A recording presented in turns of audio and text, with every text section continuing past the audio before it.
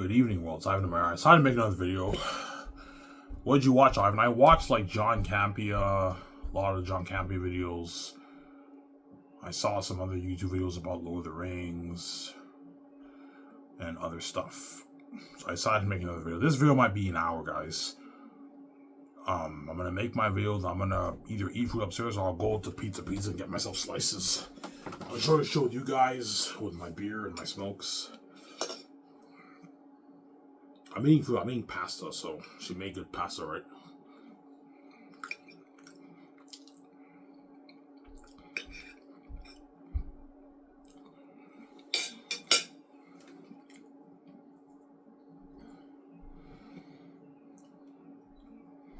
Are you a pasta guy, Ivan? Not really. I don't really like pasta that much, but like macaroni salad I like. I'm not a big spaghetti fan. I don't really like spaghetti that much. Yeah, I hope you guys enjoyed my show I made earlier this morning.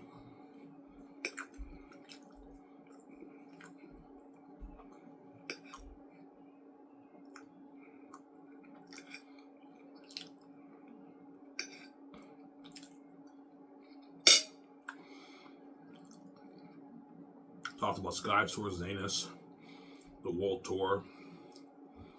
Yeah, the World Tour is a massive deal for my company, man. It's a huge deal. Yeah, man. The actors are making their $1 million.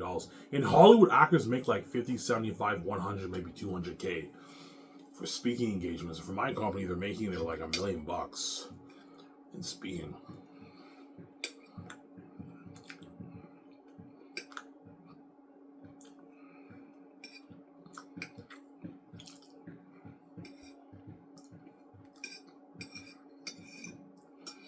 A lot of money. Yeah.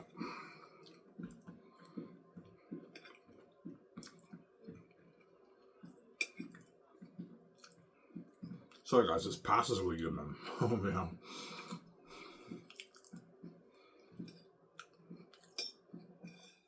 Ivan, you gonna have pasta for your buffet? No. Oh, the power's going out. That's not good.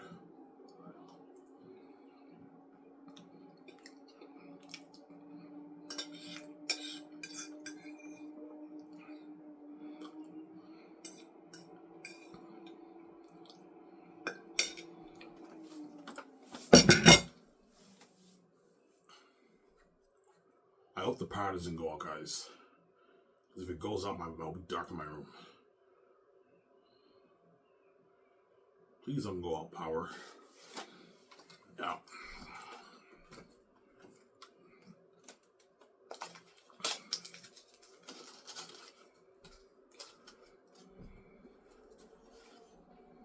Yeah.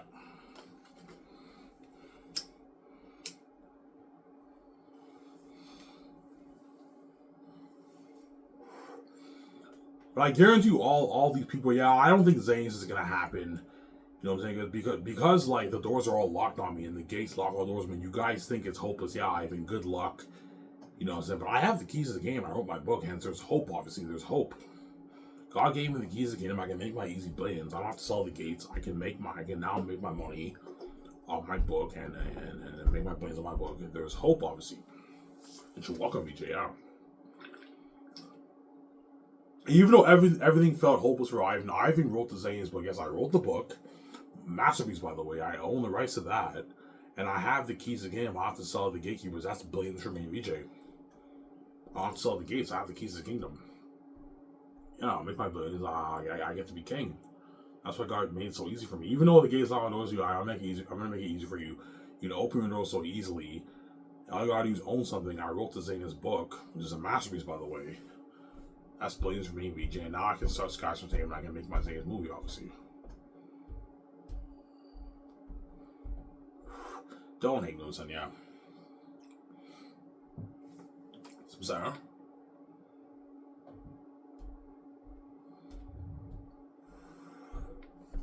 Yeah.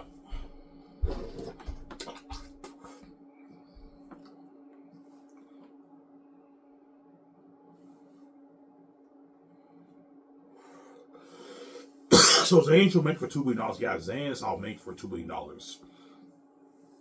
So $666 million is going towards each volume, and $400 million towards visual effects and special effects, VFX towards each of the movies.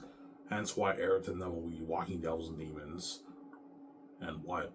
And you're looking at a beautiful world that will blow Avatar out of the water. I'll show you what I did for my world, right? And you're looking at a war that will blow Helmsy, Gladiator, all these movies all these medieval movies and fantasy movies that came out. My movie, the battle scenes will blow it out of the water. It's unheard of technology. That's why Peter's happy because I gave him on the budget. Mel Gibson's happy because I gave him on the budget. If I choose Mel, right? I might choose Mel for Peter.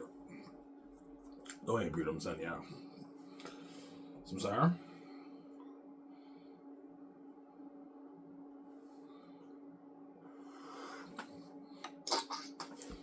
Yeah.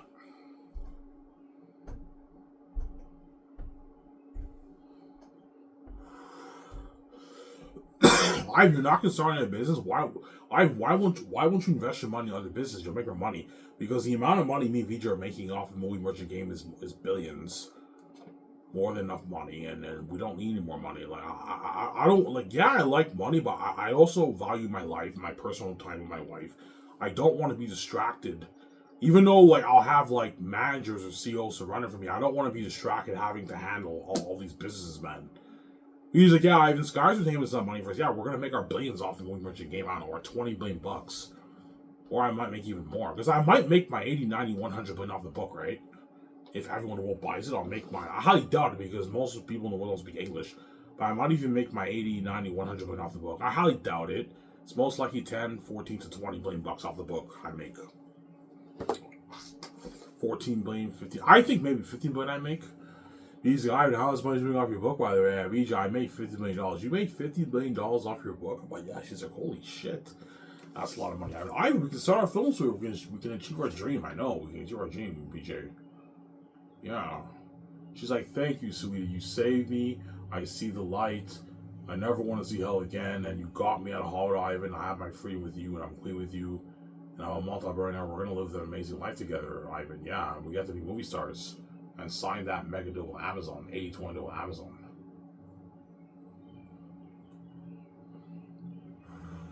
Well, Ivan, why don't you listen to the theaters? Because the theaters thing doesn't work. The theater chains can't handle a billion people.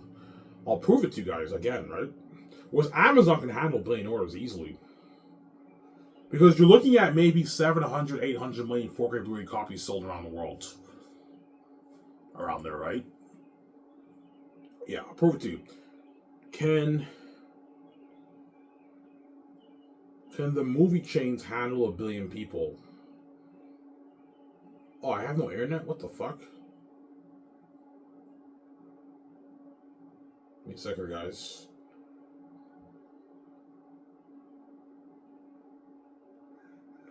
Oh, the internet's not working, guys. I can't. I already showed you guys, right? The power's on, but the internet's not working. What the fuck?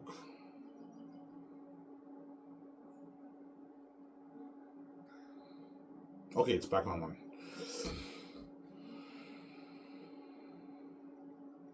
Can the movie chains handle a billion people? Prove it to you. So, according, because now you have AI overview on Google, right? No, movie chains cannot physically handle a billion people in their theaters at the same time. The world population is currently around 8 billion people, and no movie chain can accommodate that many viewers simultaneously, even if each person were only attending one showing. This is proof here from AI overview. Can movie chains handle a billion people? You see this here? I'm making this up, guys. This is why a theater thing can't work. You see that? This is AI overview, guys. Yeah, Google AI overview. Now, can Amazon handle a billion orders? You got a different result. Amazon can handle it, yeah. That's why they're going to come to partner with. Worldwide distribution, right? Can Amazon handle a billion orders? Yes, Amazon is capable of handling a very large number of orders, including potentially a billion orders. Amazon's infrastructure and technology, including its fulfillment centers, automation, and supply chain optimization, are designed to manage vast order volumes. In fact, Amazon has demonstrated its ability to handle orders in the billions. So even if 1.5 million order, they can handle it, with reports indicating that they shipped 9 billion items same or next day in 2024. Amazon can handle it. The whole world ordering, right? There's a proof. See that? Yeah. I'm not making this up, guys. Hence why Amazon is a good company to partner with. My two choices either do streaming, I don't have to worry about distribution, or I do direct straight to 4K Blu-ray, and Amazon ships the 4K Blu-ray movie orders around the world. Amazon can handle even more than a billion orders. It said they handled 9 billion orders, man. Amazon's a huge company, they can handle it. Whereas the theater chains, they can't handle a billion people. Hence why, guys, I'm not at least why we're on theaters. Even if I build a 2,000 theater chain, I'd have to build like a 5,000 theater chain or something like that to handle a billion people. Which would cost me like $17 billion. I don't have that kind of money, yeah. That's why I'm going to partner with Amazon. They're the biggest distribution company in the world, yeah.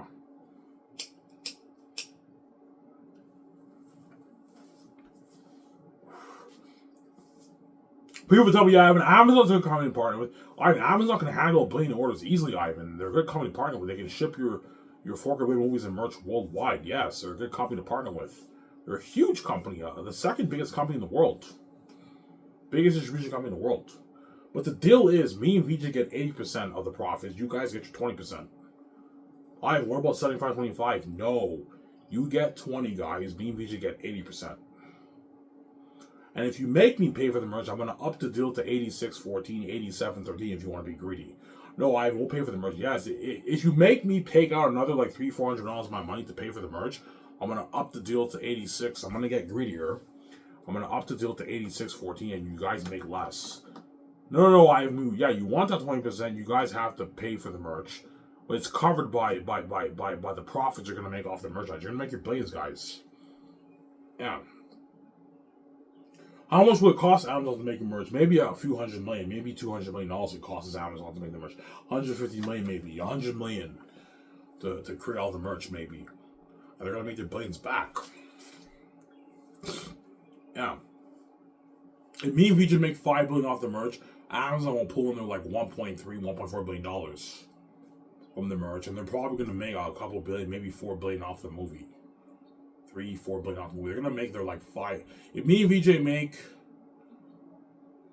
let's say we make $7 off the movie, $5 billion off the merch, that's $12 billion. Amazon gets 20% of that. Sorry, my math is off. Let's say me and VJ make $12 billion off the movie and the merch. Amazon will make maybe $3.5 billion off that. $4 billion bucks off the movie merch. So billions for Amazon. We make $15 billion, $16 billion off the movie merch. Amazon makes their $5 billion around there. The massive contract Amazon, they make billions. This is more than what the Hollywood companies do for the box office or the movies. You know, Ivan, your product's your number one seller. We made billions off your product, Ivan, yeah. Or I might make way more. I don't know. I might make even maybe my $30 billion off the movie. I don't know. I might make more. I'm being humble here, but my guess is maybe $7 billion I make off the movie. Around there, yeah.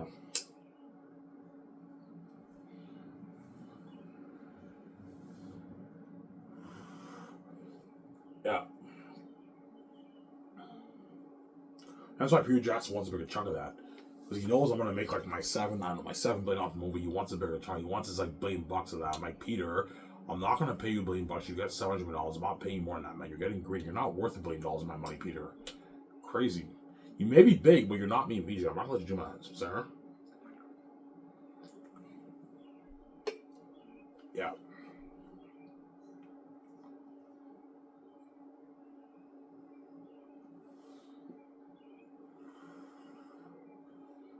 Yeah.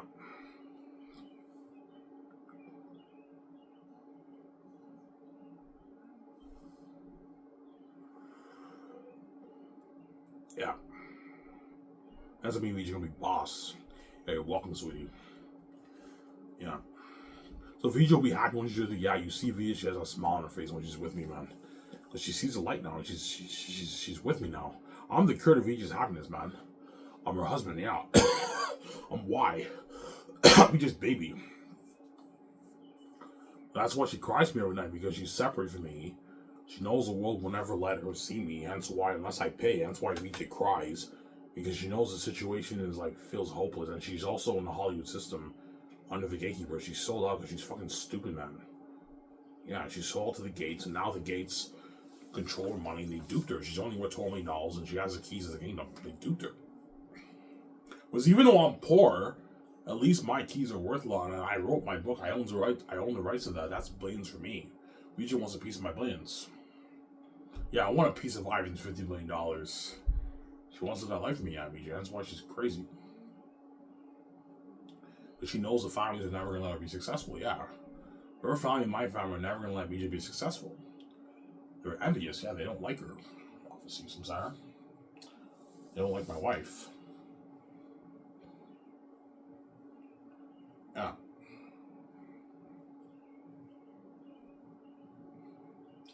They don't like her.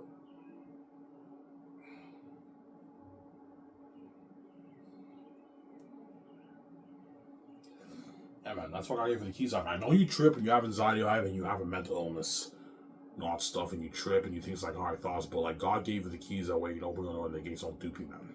You didn't have the keys on, you'd be fucked. You'd be sharing with the garbage right for the rest of your life. You get a garbage VJ trash leftovers and you're sharing with the world. The world will destroy your life, man. Yeah. That's what God gave you the keys. That way you can get your freedom with your wife and be king. Open your own door and control your billions. You control your money. No gate touches your money. No gatekeeper touches your money. Yeah.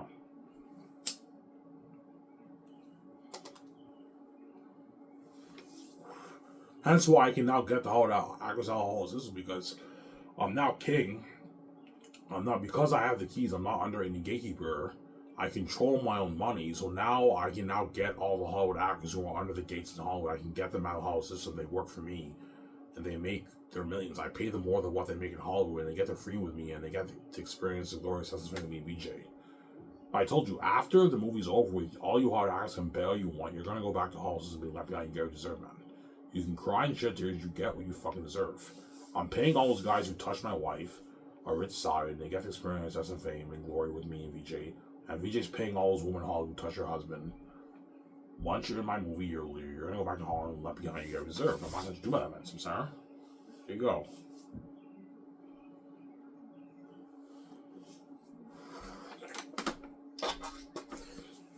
Samsara.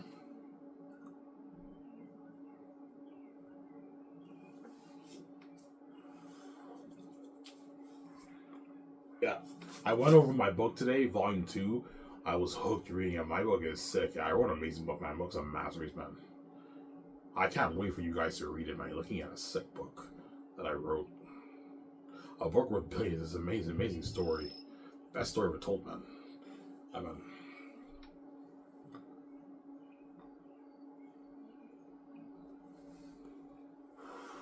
once the world reads my book, they'll be shocked.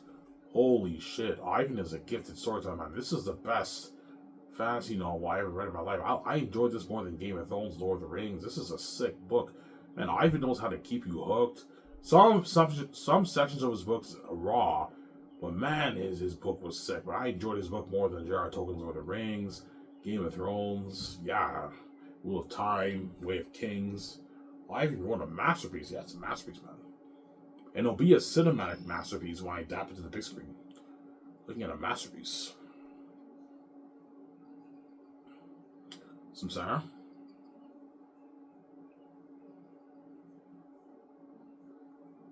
Emma. That's why Peter Jackson and Mel Gibson are going to want to get their hands on my story. Samsara? Emma.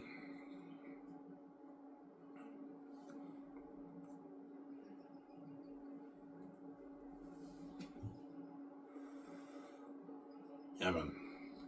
I might get more food, guys. The pasta's really good. I might get more food, more pasta. After this, I'm going to go to Pizza and get some slices for myself. Yeah. We go into trouble, yeah. I'll eventually go. Maybe end of April, I'll be serious. And I'll start going on the treadmill again. I'll be serious, and I'm going to stop eating the junk food because I've been stupid with my eating, obviously. Yeah.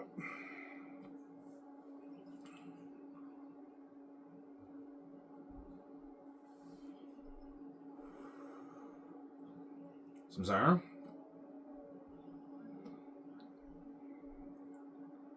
Yeah.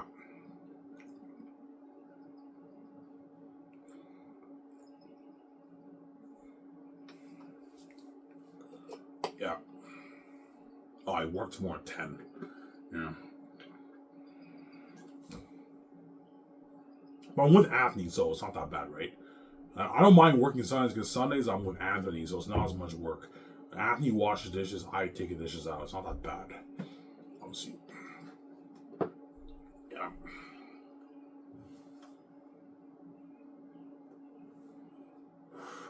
I might apply to McDonald's in Elmer. Because I'm sick and tired of washing dishes. The washing dishes is not fun, man. Yeah. But to work in Elmer, to do line in Elmer, you have to speak French because the orders are all in French. I don't read French that well. I understand French a little bit when I read it, but, you know.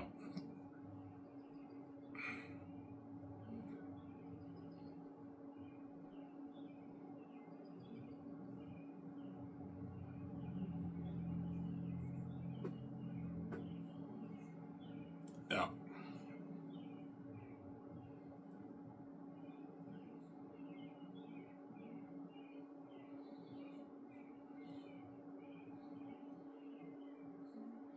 When you go on a book world tour, no, I won't because how are the people going to contact me? I won't have a website unless I might put my email in there.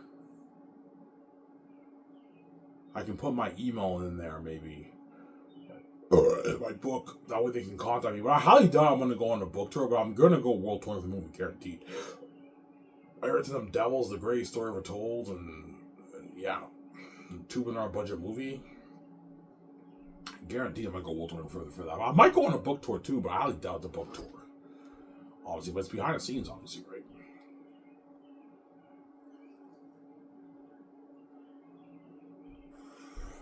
Zane's more popular than Harry Potter. Yeah, man. And the Gates know it. That's why they want to control your brand, Ivan. Because they're greedy pigs, man.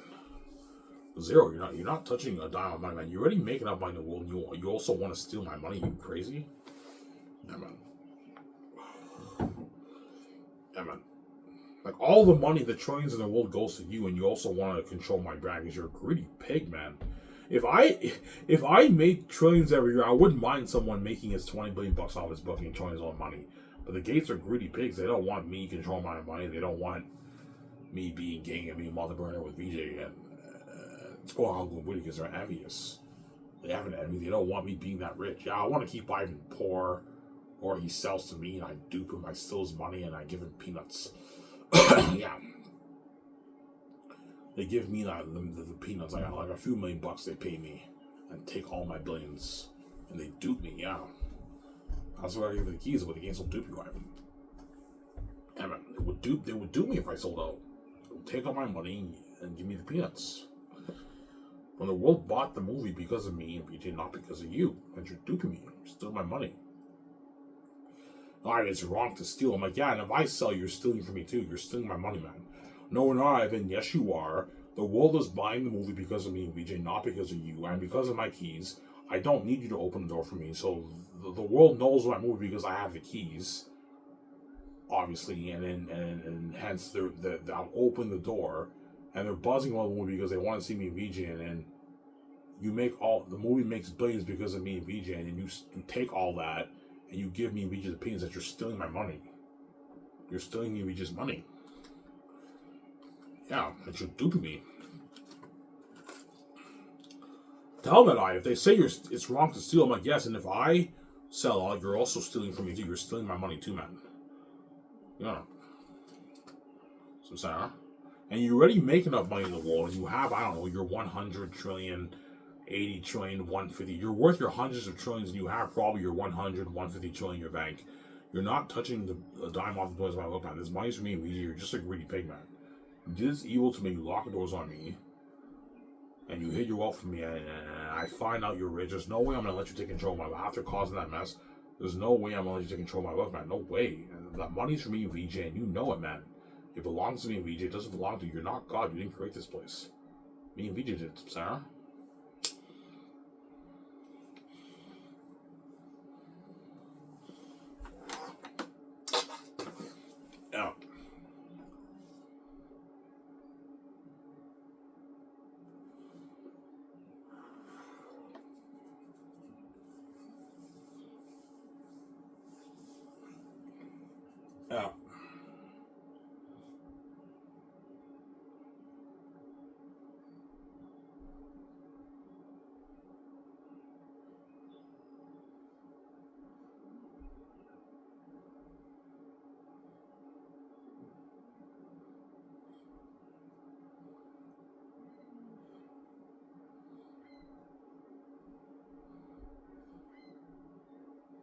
What do you think will be king, Ivan? I don't know, 2030s, early 2030s, 2031, 2032, 2033, around there.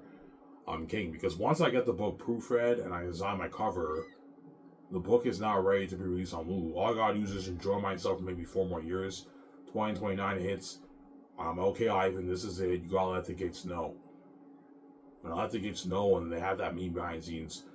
Okay, we gotta sit Ivan upstairs. Let's trap him. Hopefully, we dupe him, we scare him with death, and he sells and shares, we destroy his life and steals money. I'm like, fuck that, man. I'd rather wake up one and have you do that. No way. I'm not gonna destroy my life with that, man. No way. You're gonna destroy my life if I sell and share. I'm not interested in fucking at people every day for the rest of my life. You guys are fucking crazy people. Like, I'm a virgin. I don't even struggle with sex, and you want me to fuck people for the rest of my life because you're fucking crazy people. Yeah, we all want a piece of you when we jive, and you're crazy people.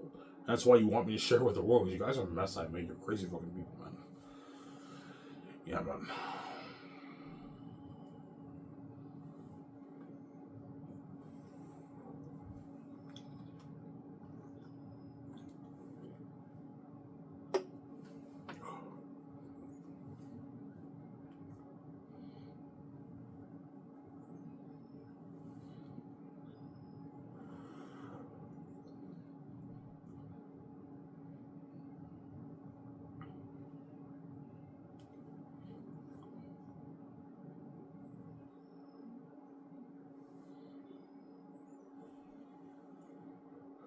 Samsara?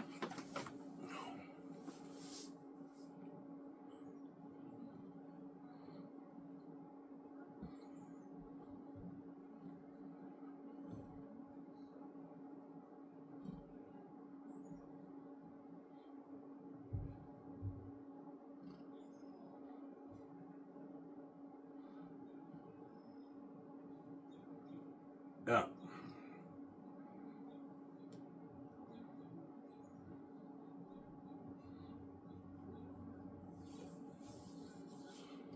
So when you pay the view out, when you be a bit stressed out, of course I will. I know I'm gonna die. And it's not fun knowing you're gonna have sex with your own stepmother. That's a crushing thought, obviously. The day I have to do it, I'm gonna cry, man. I don't want to do that, man. Like, it's a crushing thought knowing you have a memory of fucking your own stepmother. I know after I pay the fee that the gates are gonna what? They're gonna end me, man. Yeah, but I know once I get over it, I get to be king. Obviously. So I have that hope, okay, once I get over it, I get to be king, but dying is a scary thought, man. Knowing everything will go black, it's a fucking crushing thought. It can get you psychologically, make you go insane and crazy. It's like a horror nightmare driving a mirror. Well, I'll be a little excited knowing that I'm going to be king after this, but man, it comes at a price, man, yeah. Obviously.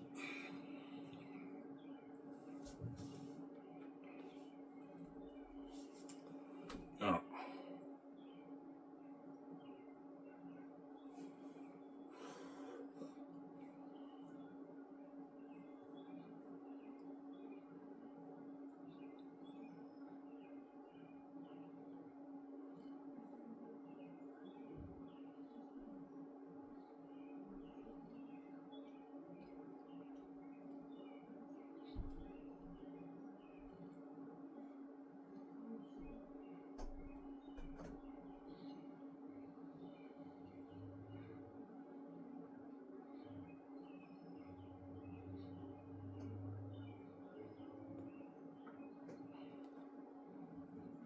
Yeah.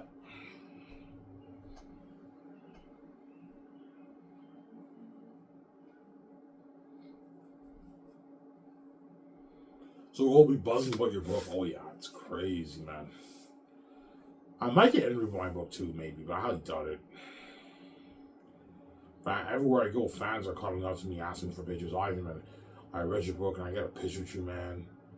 And the fans all want to have a picture with me, man. No, Ivan, did you really write that book on your own? I'm like, yeah, I did. Holy shit, you're an amazing storyteller, Ivan.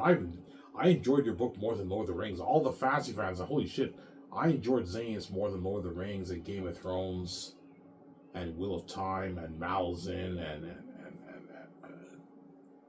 and Way of Kings, Brandon Sanderson, Way of Kings, Harry Potter. Holy shit, Ivan, one of the masterpieces. And all those authors feel like shit when they write a book. Holy shit, Ivan's a better writer than Ivan's a better storyteller than us.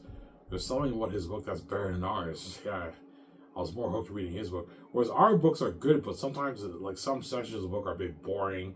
Whereas Ivan's book, every chapter was good enough to keep me hooked. Yeah. Some chapters are not as good as others, but they're all good enough to keep you hooked, to keep you turning the page. Xanus is a page turner. You read it and you keep turning the page, and before you know it, you read like 100 pages, and you're like, holy shit! And you're like 3 hours into your read, and you're still reading because I'm a genius. I know how to keep you hooked. I know how to control your mind and keep you hooked, keep you turning the page. I'm a genius. I wrote a masterpiece, man. Oh. I heard my stepfather one time, he's like, yeah, he's like, how the heck can you come up with a story like that? They were shocking in my book, obviously. Yeah. I remember my younger stepbrother told me, he's like, yeah, he told me, my stepfather, he read like, the end of volume 1, and he read it, and he said, yeah, he said, this is sick. Yeah, it's a sick book. And my stepmother told me, yeah, your book is number 1, Ivan. And Hollywood would love your story. They'd be all over. They'd be all over this story, Ivan. I know. I'm not selling off to the Hollywood system. I have Mountain Keys. I have to sell to you. This month, these billions off the books for me and VJ. It's not for you. And you're welcome, VJ. I found a way to make money for me. You're welcome. We're just stupid. You got duped in the Hollywood system. Yeah.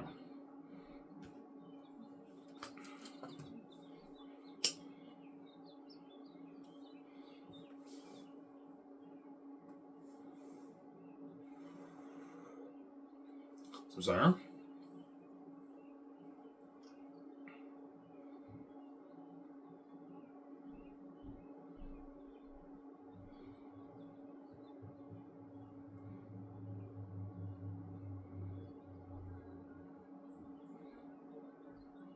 Well, most people buy the ebook or the print, the ebook.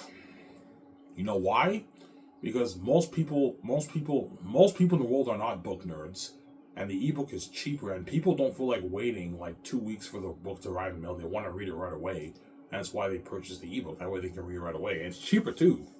Yeah, I don't feel like paying $85. I'll just pay the cheap $22 and read the ebook on my laptop. Yeah. Whereas the book nerds will buy the print, because book nerds is like having a print collection. The book nerds will buy the print, whereas the other people in the world will buy the ebook. Some people will buy the print, but most people are going to buy the ebook. Because and the rich might buy the print, because $85 to the rich is pocket change, right? Like $85 to a Hollywood celebrity is nothing. It's pocket change. Whereas for an average person, that's pretty pricey. That's why $22 is a cheaper option. They pay $22, they read the book. Look at that amazing book I wrote, yeah.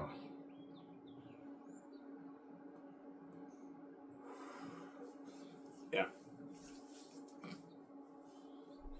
And it'll finally hit your mind once you read the book. Yeah, I see Ivan's point now. If you turn this into a movie and you put $2 million towards that, you're looking at a masterpiece. Yeah, look at a masterpiece. An amazing story. The best movie children ever made, man. Like in a masterpiece. And that's why Peter Jackson and Mel Gibson are going to want to get their hands on my story. Yeah. So bad, right? Yeah, it's crazy.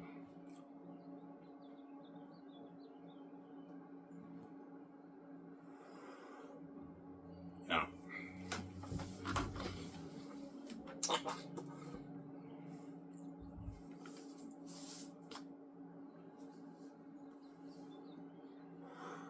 So, when you get that check, you're gonna cry. Of course I will, man. I know I'm gonna have that flashback of my life when I was born. I got hit with that rock. I didn't know I was God. I didn't know I had a wife. And I woke up. I found I was God. I found I had a wife. I found about the game. I found the mess happened. I found out I had to pay price to my wife. My family are the gatekeepers. They hid the wall from me. You know what I'm saying? They locked all doors on me. And I now made this money. I know what I went through just to make this money. And when I get that check, I break down in tears, man. I cry. Because I now know with this money, I can pay my bills. No more poor Ivan working dishwashing, shitty jobs, dishwashing. I now have billions in my bank. I can now provide for me and my wife, and I can live the amazing life. I can actually pay my bills now. Pay my cell phone bill, my car bill, my insurance, my medical bills, my gas, my food. know what I'm saying? My internet, I can build. I can afford to have my own house now. I'm rich, and I can now live the life, and I can achieve my dream, and be a movie star, and start Skyward Entertainment with VJ being a movie star, and I can fund my own movies with my own money, man, with my own cash. There's a saying in Hollywood: never fund your own movie with your own money. But I'm the exception because I'm special. I know the whole will buy a movie, and I have the keys to the kingdom. It's not risky for me, VJ. Whereas for another guy, it's risky. Like Francis Coppola invested $100 million in Megalopolis, and he lost his $100 million. He didn't make any money off Megalopolis. Megalopolis is flopped with Adam Driver. Like came out last year, flopped. And Francis Coppola, he what? He went against the rule, and he chose to invest his own money. Stupid decision in his own movie, and his movie flopped, man. So Francis Coppola lost $100 million of his money. He didn't make any money on Megalopolis. Yeah, that's sad, huh? Yeah.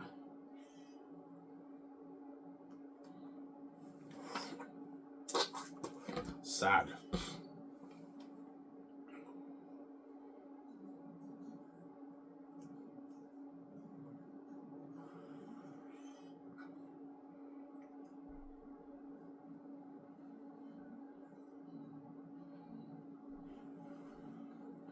Yeah, man. George told me, yeah, even for you, it's not risky investing your own money into your movie. You and VJ are special. You have the keys to the kingdom. The whole buyer movie, it's not risky for you, Ivan. Yeah, George will tell me that. Yeah, Ivan, starting Skyward Entertainment is a good investment. Even investing $2 billion in Zane's, Ivan, is a good investment. You're going to make a better movie, which will create crazier buzz, and you're going to make your billions back. I'm going to make probably my $7 billion, $8 billion off Xanus. So you invest $2 billion, you make $7 billion off Xanus. That's a what? A $5 billion return in an investment. Good investment, man. But you also have the royalties going to the $900 million of my money going to Peter and the actors. So maybe we just take the rest, yeah.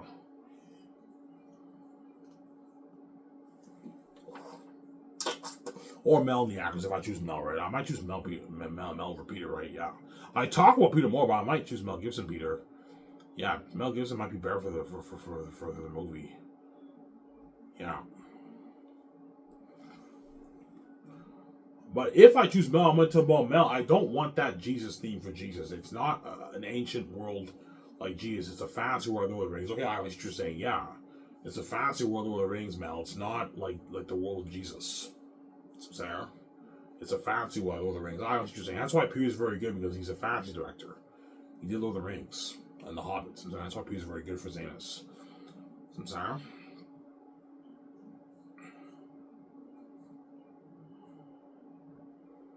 Yeah.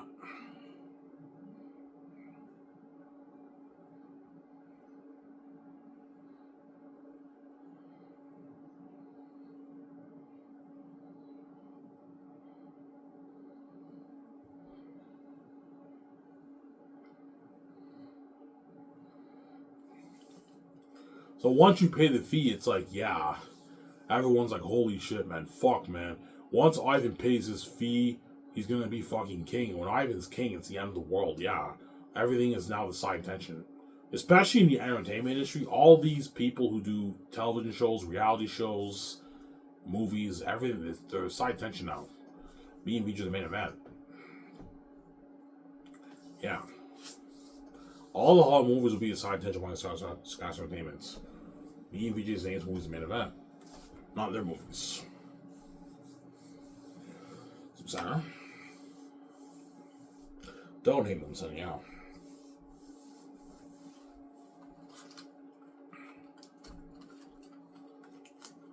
Yeah.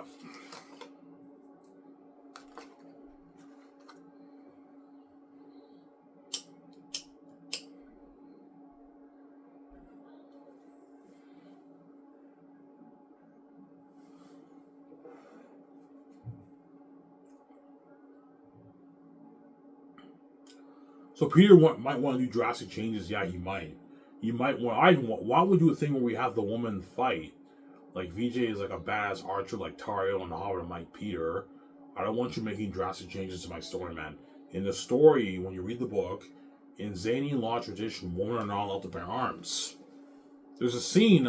There's a scene in the caverns when they're camping. Tacitonius tells Job and all of them about the Zanian law. Yeah, women are not allowed to bear arms. Mary and all of them want to fight, and Tacitonius says in Zanian law tradition, women are not allowed to bear arms. And so if Peter has a woman fight in the movie, you're contradicting my plot of my story, and you're contradicting the Zanian law. I think we can change on Mike Peter. I don't want to do drastic changes for my book, man. Like you did for Lord of the Rings, I'm sorry. Yeah, because for Lord of the Rings, even though Peter followed the theme of Lord of the Rings, he made a lot of drastic changes to the story. Peter Jackson, I'm sorry. He made a lot of changes, Peter Jackson.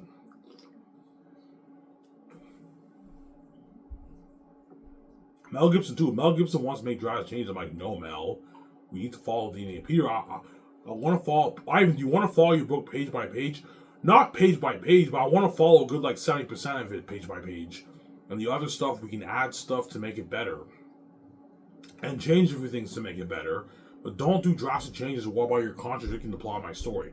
Because Peter might have an idea, Ivan, we should do a thing like Helm's Deep, where the wolves have ladders. And Mike, Peter, don't do that. In the book, the wall is supernaturally made. It cannot be breached. It was made specifically to protect the humans from the wolves, the demon wolves, and the bats. Does it protect the humans from the crows? No, but hence why you have the watchers. You have the eagles, and you also have Maramis archers who watch on the wall. They have protection from the crows, obviously. You'll see when you read the book. I won't spoil the story for you. Some Sarah? No, you wrote a masterpiece. I know, Peter. I wrote a masterpiece. Yeah. This is better than the Rings. I know, Peter. It's better than the Rings. Yeah.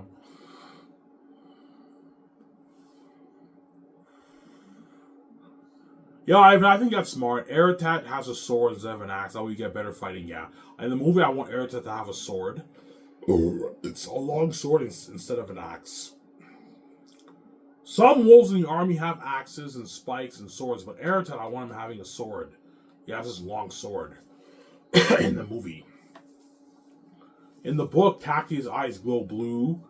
Eratat's eyes and Fool's eyes glow red. In the movie, their pupils change color. If you have Taki's eyes glow in the movie, it'll be stupid.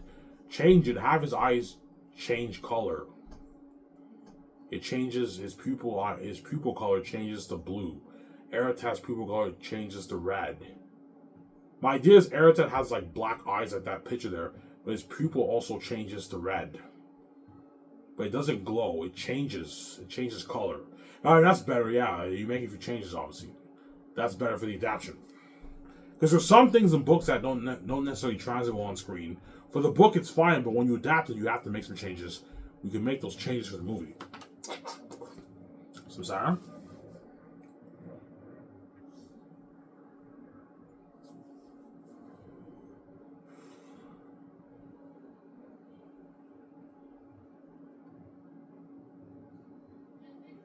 Yeah.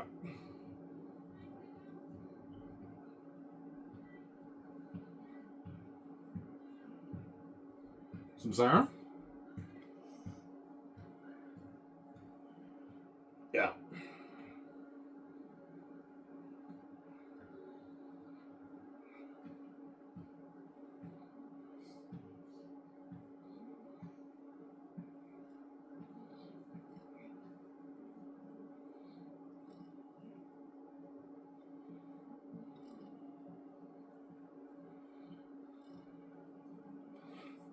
You might want to have the Ivan. What about having the ancestors in your story, Ivan? Like we actually see the ancestors in the story. I'm like, Peter, if you have the ancestors in the story, yeah, I'm thinking something like Gandalf for the ancestors. I know, Peter. If you have the ancestors in the story, like actually in the movie, you're going to contradict the plot. I won't tell you why you contradict the plot, but you're going to contradict the plot when you read Volume 3. No, Peter. The ancestors are in the movie, but they're not in physical form like Gandalf. You're going to contradict the plot. of the story, Peter. No, I don't want you doing drastic changes. Because Peter might want to do a thing where while we have the ancestors in the actual like physical form, and the ancestors themselves in physical form. Like, Peter, don't do that. You're going to defeat the purpose. You're going to contradict the plot of the story. No, I do. Peter, what the fuck are you doing? I don't want you making drastic changes to my story, Peter. We follow the end of the story. We can make changes, but don't make drastic changes, Peter. I don't want you ruining my book. It's better follow the story. I don't want the ancestors, in physical form like Gandalf. Because you kind of have something like Sauron with the ancestors. The ancestors are not in physical form in the movie. Just like Sauron is not in physical form in the movie. Except for the mouth of Sauron in Return of the King. I don't want you doing that for Xanus, Peter. Don't make that drastic change. You're going to contradict the play. I will contradict the play. Yes, Peter. It's better to not do that, Peter. I'm sorry. I know what I'm doing.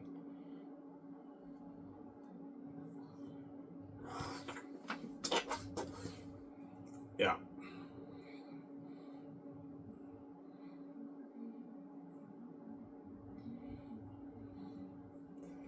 Do you mind Peter taking scenes that other characters say in the book and giving it to another person? No. It's a big no. I don't want Peter doing that for Xanus like he did for Lord of the Rings. Because Peter did a thing in Lord of the Rings where he took some of the dialogue that was spoken of by another character and he gives that dialogue to another character. Peter, I don't want you doing that for Xanus, man. Don't do that. I don't want you doing drastic changes like you did for Lord of the Rings, Peter, okay? Yes, Peter was faithful to the DNA of Lord of the Rings in terms of the themes of the story. Like the main theme of the story, the Frodo showing the ring, he was faithful in that sense. But in terms of the following the book, he made a lot of changes, Peter. Which is understandable because Lord of the Rings, you can't really follow it page by page. You can't cram all of Return of the King, Fellowship of the Ring, and Two Towers into 3 movies. If you follow page by page. If you were to follow Lord of the Rings page by page, you'd have to do like a 6-movie series. Because Lord of the Rings, even though it's 3 books, it's divided into 2 books per book. You have 6 books in Lord of the Rings. Book 1, Book 2, Fellowship of the Ring. Book 3, Book 4, Return of the King. Book 5, Book 6, Return of the King.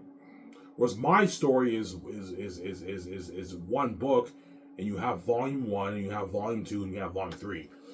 That's how it works for my books, I'm sorry. Yeah.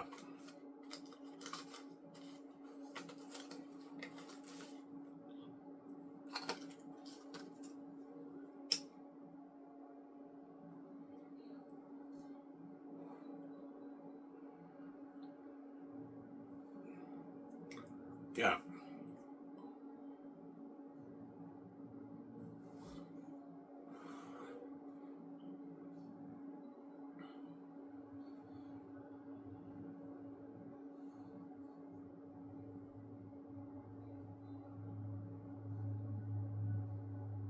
For example, the scene when Tacitonius and Cassius get captured, and they're in Barak, and they see Eretat, and he's sitting on his throne. Eretat comes out of his tent. He's sitting on his throne. He says, "Hello, humans," in the book. In the movie, you can change it to "Good day, humans," because "hello" kind of sounds a bit too modern for a fast world. You can change it the wording to like "Good day, humans."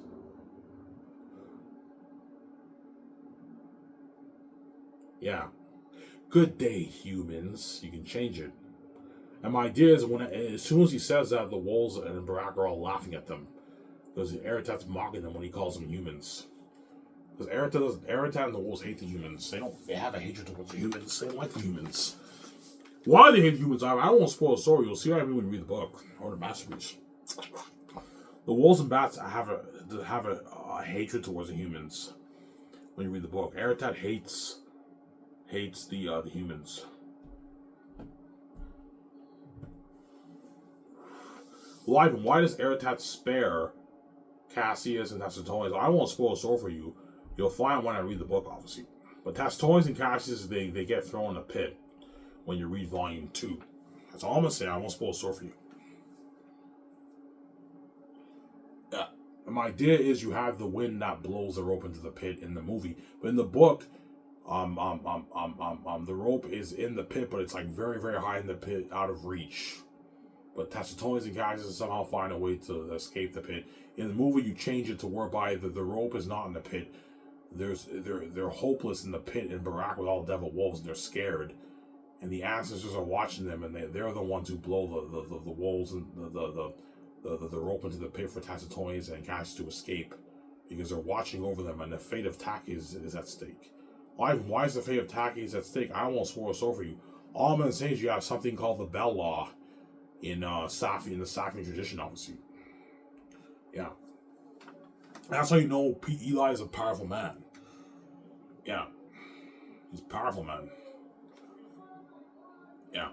You have something called the Bell Law in Saphius. If an intruder, thief, or imposter is guilty, that the victims get thrown into a dungeon. And the fate of Tak is at stake. I won't spoil so for you. You'll see why I read the book. I want a masterpiece, man. But for the movie, you can add stuff whereby like Takis has a trial. In the movie, Takis doesn't really have a trial. In the book, Takis doesn't have a trial. They just throw him. You know what I'm saying?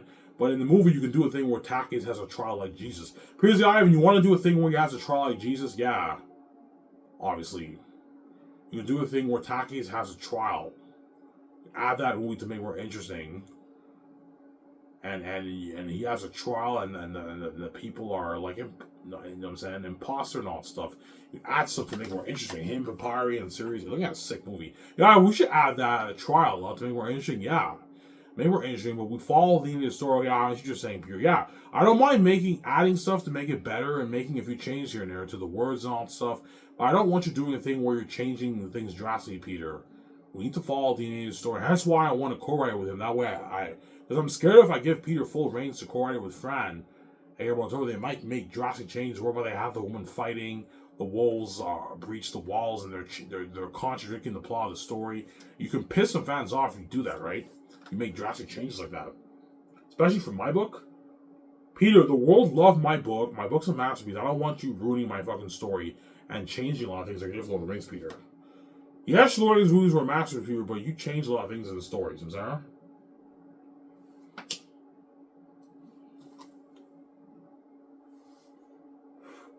Yeah, like Peter might want to do a thing where in the end where the ancestors appear in physical form. Like, Peter, don't do that.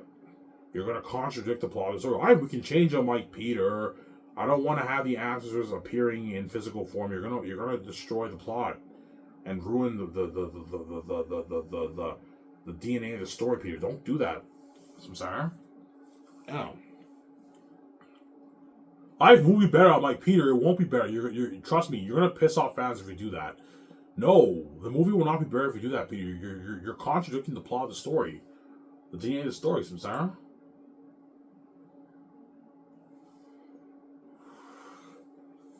Yeah.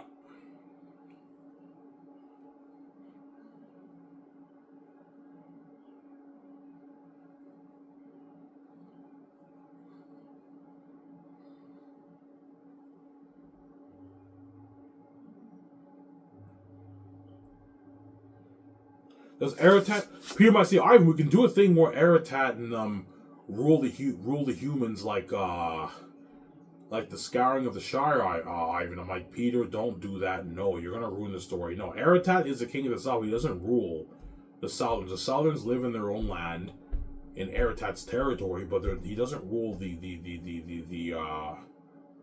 humans. I don't mention why he doesn't rule the humans, but if you read the passage with Ephesus, it says Osiris and Esaphius, they had with the wolves they had immunity. That's why the wolves didn't touch the lands. But then Aratat, obviously, you can add that. It's not really mentioned in the book, but you can add in the movie whereby they have immunity, whereby the wolves don't touch the lands, the bats don't touch the lands. But then, not until Taki's generation, Aratat finally decides to mark the lands. You can add that in the movie to make it better. But I don't want to do a thing where Aratat rules the humans, Peter. You're gonna ruin the story. No, Aratat is the king of the South. It's his territory. They live in his kingdom, in the animal kingdom. The Southerns live in the animal kingdom, in Aratat's territory, cursed territory. But Aratat doesn't rule the humans. But he is the king of that region. And all the Southerners fear him, and they know he's the devil king of the South. And he feasts as the king by the mountains. That's his territory. Because Ivan, you're looking at our masters. I know you're looking at masters here. Ivan, this is better than Lord of the Rings. I hope he's better than Lord of the Rings. Mel's like, Ivan, this blows my passion of the Christ out of the water. I know, Mel, it blows your passion of the Christ out of the water if I hire Mel right now.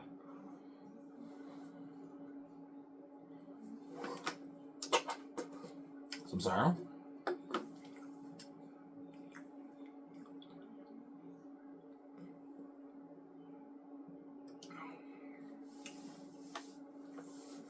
Yeah.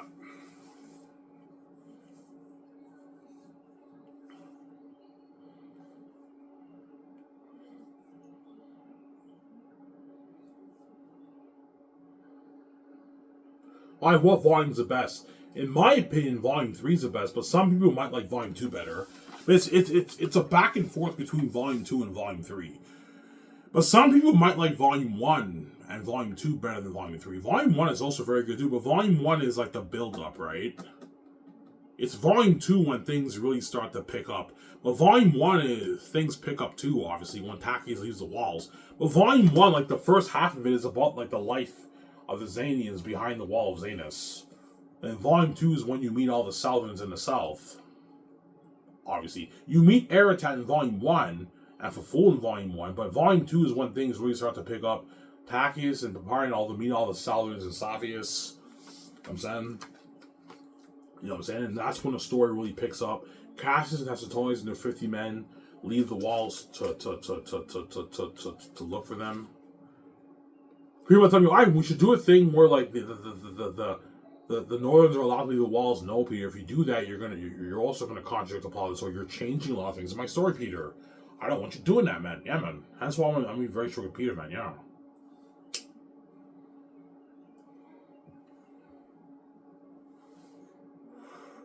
In Xadian law, you're not allowed to leave the walls unless for proper consent or a good reason. So because Tacius left the walls, that's the Cassius and them now have a good reason to leave the walls because the Prince of Xanius broke the law and he left the walls. So Sarah? Yeah. Why? I mean, how did Tacius leave the walls? I don't want to spoil the story. You'll find out when you read the book, obviously. That's really a sick book, man. A sick movie. An amazing story, man. Please, I'm looking at our masters. I know you're looking at a sick story. Ivan, seriously, man, this is better than my Lord of the Rings. I know you're better than Lord of the Rings. It's a sick story, I'm saying. It's a masterpiece, yeah. The best book ever written, the best movie ever made, man. Yeah, man. Yeah. Some sound?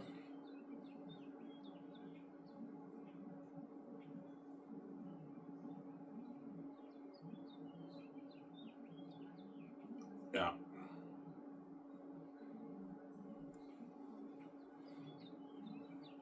For example, the Eagles are very minor characters in the book, but in the movie, I'm going to add more scenes with the Eagles. Who are the war? Yeah, but if the Eagles are the Watchers of the North, how the heck did Tacius leave the walls? Because the Eagles were sleeping. They were asleep, hence why Tacius was able to leave the walls. But they're very minor characters in the book. I can do a thing where you have there is a battle with the Eagles and the Crows in Volume 2, obviously. So that we can put in the movie. I don't want to spoil the story for you. We can do a thing where the Eagles tell Tacius and Tacitonius stories and young Tacius when they're kids. They tell them stories and all that stuff. Yeah, stories.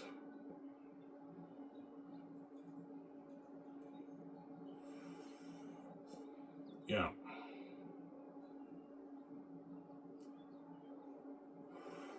So, Ivan, you want to follow Xanus page by page? Yeah, I want to follow Xanus page by page, but not like word to word. Like we can change things and change a few things and add dialogue and scenes to make it better. But as long as we follow like 70% of the book and we follow the end of the story, 75%, I'm probably gonna follow I'm probably only gonna make maybe 10% changes in the movie. Maybe 50% changes. I follow 85% of the book, and me and Peter make like 50% changes. We add stuff, we change everything, and because people tell me, Ivan, your book you can follow page by page. It's not like Lord of the Rings where it's all over the place. We can actually follow your story page by page. It's much easier to follow Lord of the Rings. And we can add stuff with Eretat and the Eagles and Dacius and them to make it more interesting with Job, to make it more interesting with Faful. Because Faful's not as developed as well as Eretat. He's a pretty major character. He's the second main villain. But Faful, Eretat's son's not as developed. Peter might want to do Ivan. We should cut Faful. We should just do a thing where Eretat's the main villain. I'm like, no, Peter, because if you do that, you're also going to have problems in the story because... No, like, I want Faful in the story, Peter. The people might tell me, why don't we just cut Faful out of the story and just focus on Eretat? I'm like, Peter, I told you, I'm going to be very sure with you, Peter, I don't want you doing drastic changes whereby you're cutting out characters and contradicting the plots left and right, man. Don't do that, Peter. Follow the DNA of the story, but we make changes to make it better. And we add things to make it better. Stop being... What? Stop being what? Stop being hasty, Peter, Samsara. Don't be hasty. Remember, Treebird? Yeah.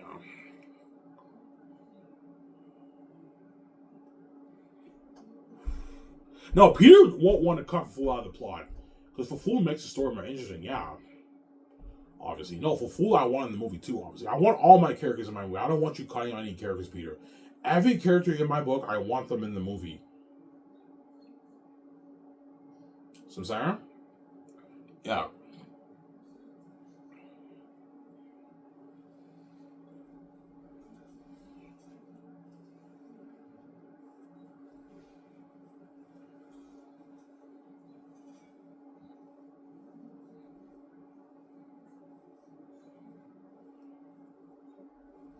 Yeah.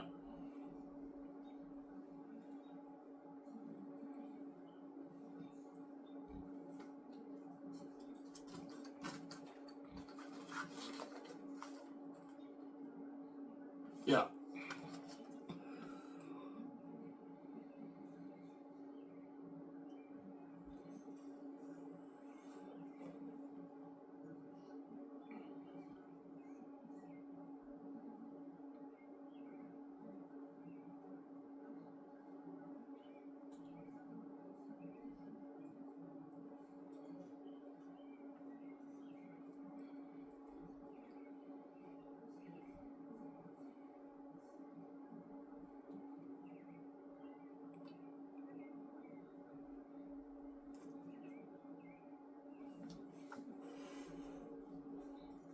Yeah.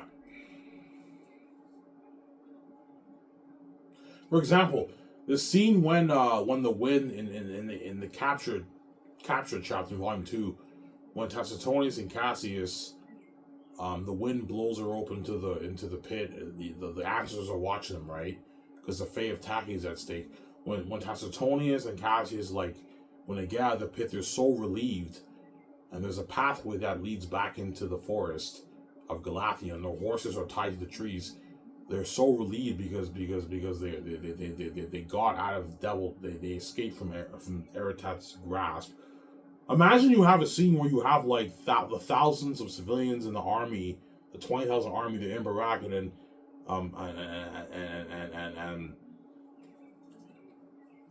and they're camping and everything, and they're devils, and Cassidy and Antonius escape. I have an idea where they're so relieved, like a tear. I want Peter. What if they do a thing in the movie whereby whenever they escape the pit, they're so relieved, a tear flows down their eyes. Yeah, they're crying a little bit. They're tearing up. We can do that. We add that to make it more interesting. In the book, they don't cry, but in the movie, you can have them tear up to make it more powerful. Please, Ivan, you're a genius. I know, Peter. Ivan, they're tearing up a little bit, yeah, because they escaped from the devil's grasp. Yeah, Peter. Ivan, you're gifted, man. You're a genius. You should direct this movie. I'm like, Peter, no, man. I don't have experience directing movies. I'm very creative, but I'm not directing this. You're directing it. You have better experience than me, right, Peter? Yeah. Yeah, Ivan, I do, yeah. Peter's, Ivan, you're a genius. I know, Peter. I'm helping him out a lot, man. Yeah.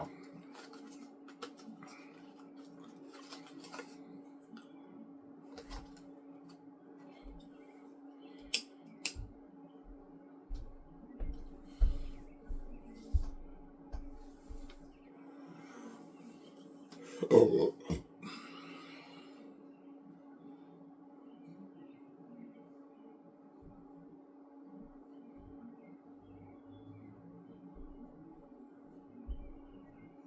Yeah.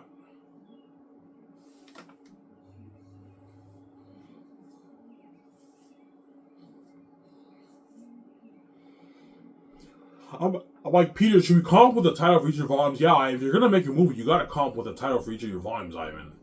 And it'll be tough. Yeah, Peter, I can't think. Yeah, I see your point. It's tough to come up with a title. Yeah, there's a reason why I called it Last Hope for Xanus, Volume 1, Volume 2, Volume 3. I can't come up with a good title for the volumes. I can't think of a good title.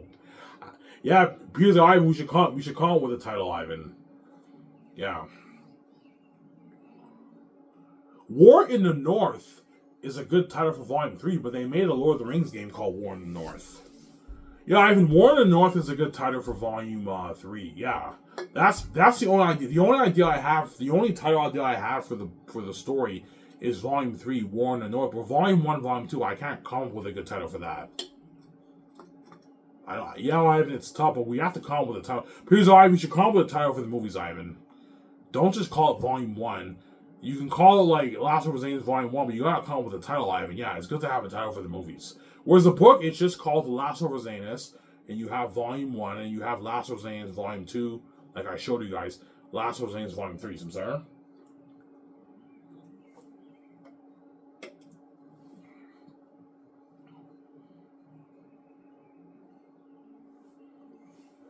But I'll show you guys my book. Again, right? It's just called Last of Us. Let me go to my Hotmail here.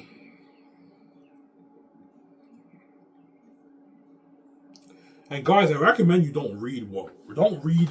Guys, please don't read some of the text, right? You're gonna spoil the story for you. Well, you're not spoiling the story, but don't read it, right? I know it's an amazing book, but don't read it. You know what I'm saying? Yeah.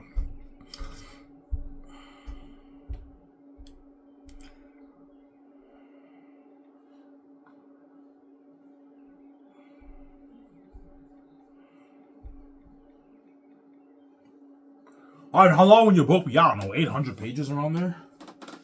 An 800-page book. Yeah. Right now I'm sitting at 600-something pages, but only Volume 1 and Volume 2 have been added. So once they added Volume 3, you're looking at a 750, 800-page book. So it's a long book, but it's not as long as Lord of the Rings, right?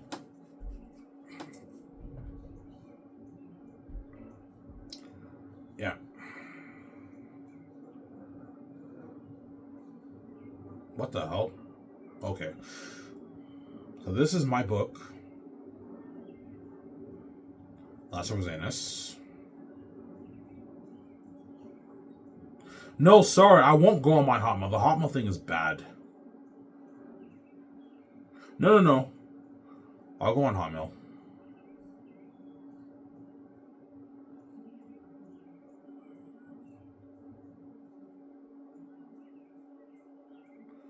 No, wait, the Hotmail format is bad. No, sorry, I'm going to go on the one saved on my phone, not Hotmail. Yeah.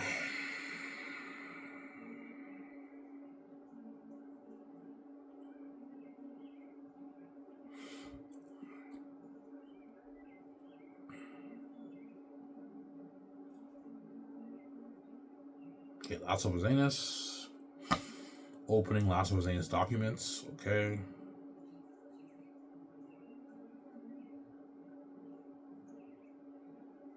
I'll show you my format of my book. I already showed you guys.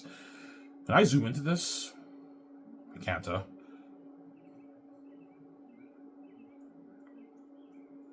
Yeah. So this, sorry guys, it's zoomed out a lot. See, this is Volume 1. Last of Us by Ivan Amara. And you keep reading, and it says the beginning of Volume 1. Then you have the prologue.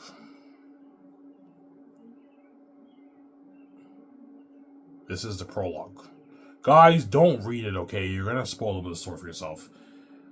And you go to... I'll show you Volume 2.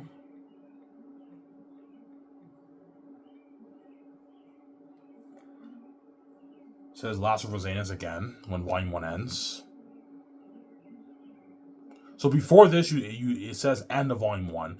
Then you have the title again, The Last of Us by Ivan Amara. Then you have beginning of Volume 2.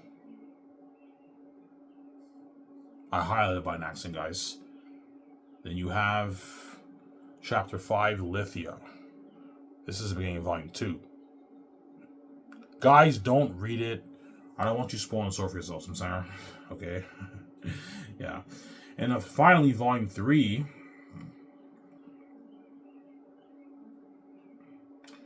Yeah. So Volume 2 ended now. The end of Volume 2. I'm not showing you guys that, right? And it says The Last of Us by Ivan Amara. Written by me, right? And it says the beginning of Volume 2. The formatting here is a bit fucked up here. Obviously, and then you have the beginning of... You have the beginning of Volume 3.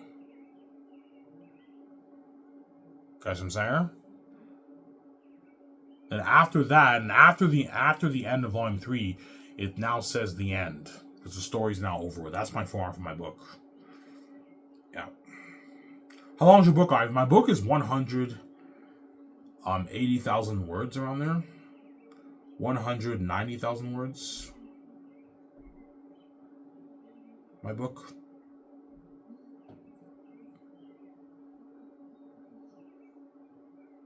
About 190,000 words. So it's like a 750, 800 page book once it's edited, right? Yeah, that's my form for my book, guys.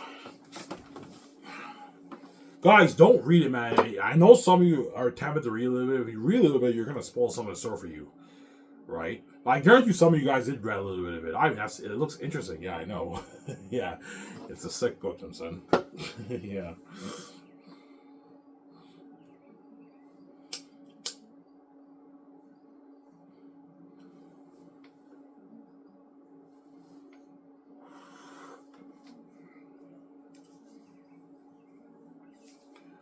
Yeah.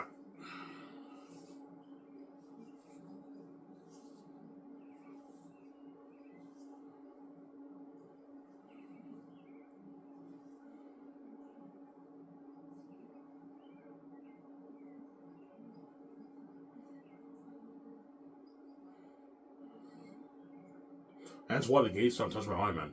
I poured my blood, sweat, and tears in my book, man. After you locking all doors on me and causing that mess, and you have all that money in your bank, man. You're not touching it out my money, man. This money's for me and my wife. It's not for you, man. This money belongs to me. It doesn't belong to you. You're just a greedy pig. I have the keys. I'll sell to you, man. Don't hate me. Listen, yeah. This money off my masterpiece is for me, VJ. It's not for you. Sarah.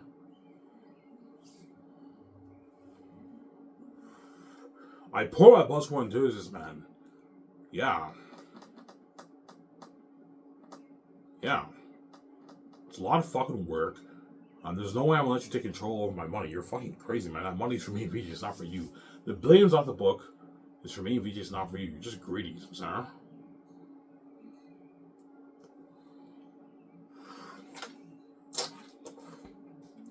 Yeah.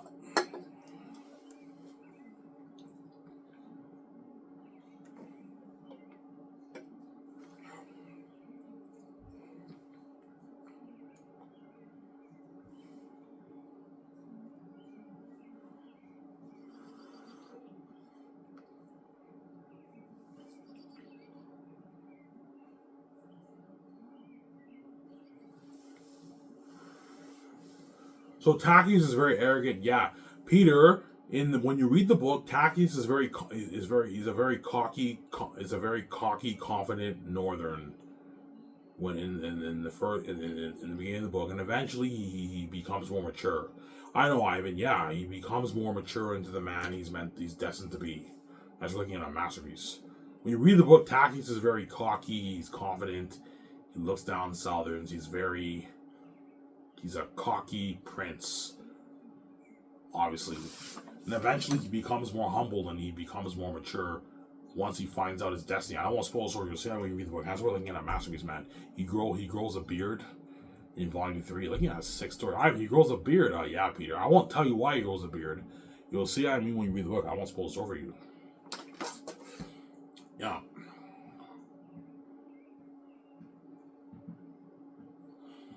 He's a cocky, confident prince, and eventually he becomes more mature, Ivan, Yeah. He becomes more mature.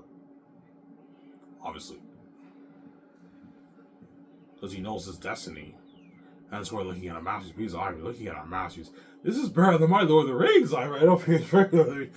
No, Ivan, seriously, man, you have so many good things in your story. It's crazy, Ivan. Like, you wrote a masterpiece, Ivan. Ivan, how the heck did you come up with this story? This is a masterpiece. This is Bernard Jaratori's Lord of the Rings. I don't think it's Bernard Jaratori's Lord of the Rings. Yeah, man. Looking at a sick book. Yeah, man, give me a sec, guys. I'm gonna go upstairs and get some food, some more pasta. I'm hungry. Back in a sec. Scared me don't wait, guys. Hope you guys enjoy the show.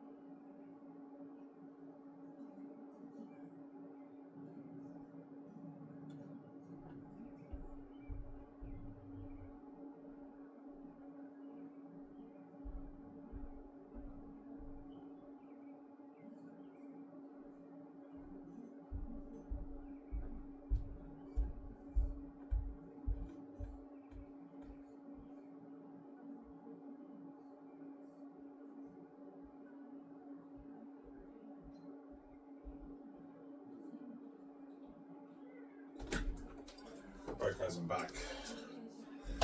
And that's why my book is a masterpiece, guys. Yeah, man.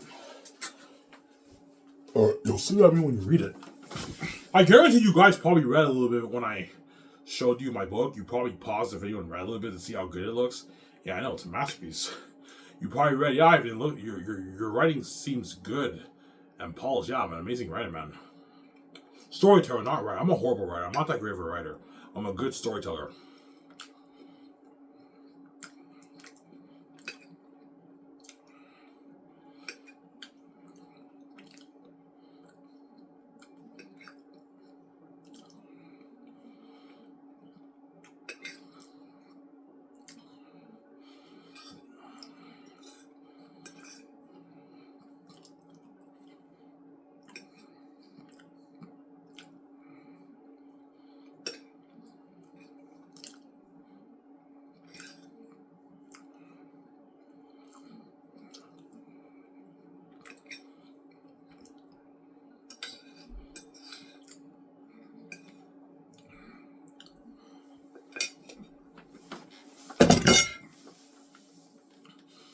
That was fast. Yeah, I only served a little bit of pasta. Just a little bit of pasta.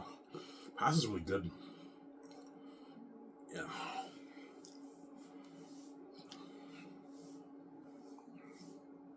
Happy Easter, guys.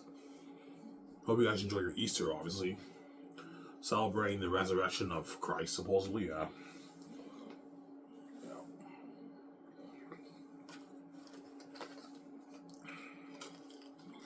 Happy Easter. There's a movie called The King of Kings with, it's produced by Angel Studios. That movie looks really good. I'm going to watch that. That looks really good. King of Kings, Angel Studios. I recommend you guys watch that. It looks like a really good movie by Angel Studios. That looks really good. King of Kings. It's doing pretty well in the box office too, yeah. It's an animated movie about the story of Jesus, right? Yeah, you know that look that Jesus has in the movie King of Kings? Yeah. Think of someone that for me as Zacchaeus. I'm not wearing the clothes that Jesus wore, but think of that look for me as Zacchaeus. In Volume 3, I have a beard, I have that Jesus look. Because you can get some Jesus symbolism for the character of Zacchaeus, obviously. And Papyri, you get the symbolism of Jesus' disciple. And Eretat is a devil. And Ephesus is also another devil, obviously. Yeah. Some sound.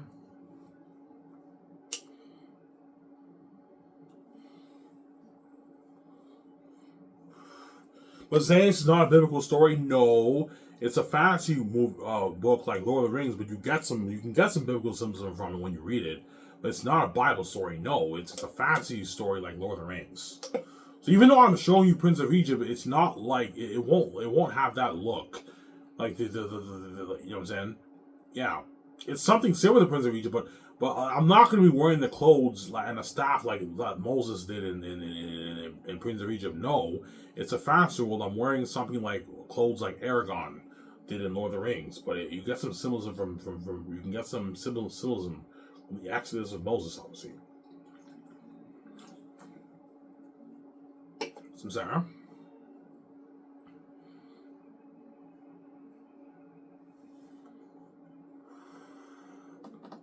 Yeah.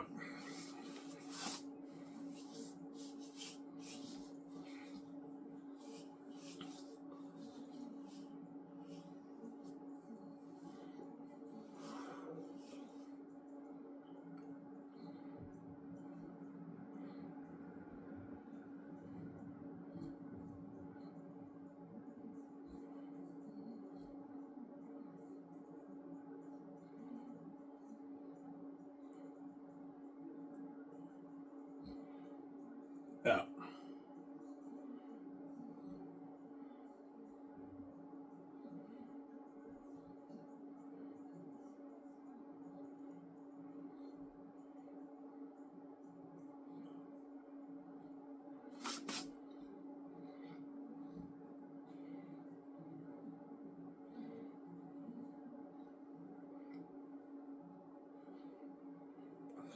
Yeah.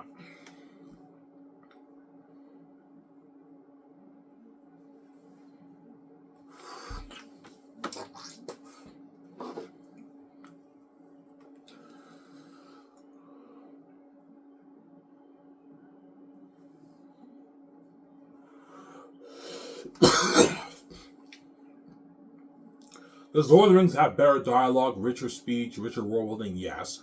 Lord of the Rings has the better dialogue, richer speech than my book, obviously, and it has the richer world building, but my book has the richer story and the richer characters. Because Lord of the Rings, the characters are a bit dull.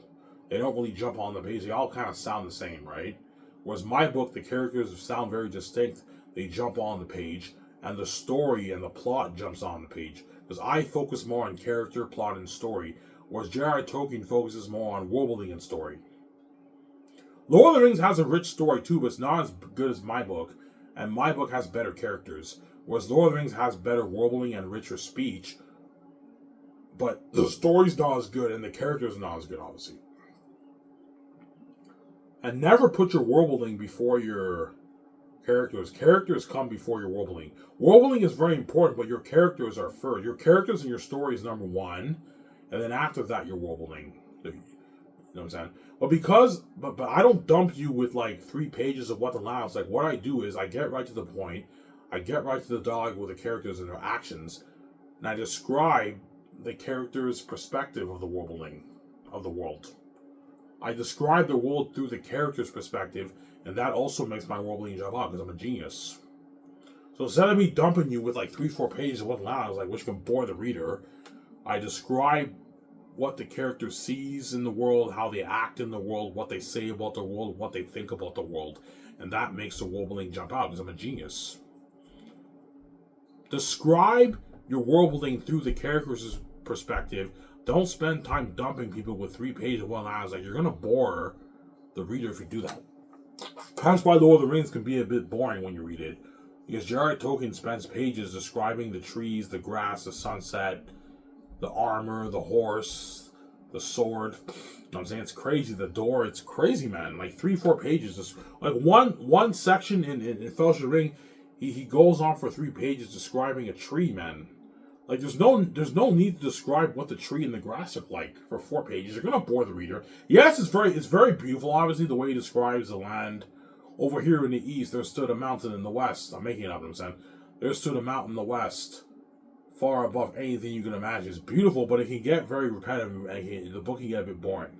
But it's beautiful language, though, the way he describes the world. Beautiful, obviously, J.R.R. Tolkien. But it can get repetitive, it can get a bit boring. That's why I see Lord of the Rings as a boring masterpiece. It's a masterpiece, but it's a little bit boring, right? It's a boring masterpiece, man. That's why I see it. And all you Lord of the Rings fans, you know what I'm talking about, man. Even Nerd of the Rings knows what I'm talking about. Yeah, I know what you're talking about, man. Even though Lord of the Rings is a masterpiece, man, I read the book. It could be a bit boring sometimes when you read it. Yes, my book is not like that. My book is fresh. It's very interesting. You know what I'm saying? It's an amazing book. It's a page turner.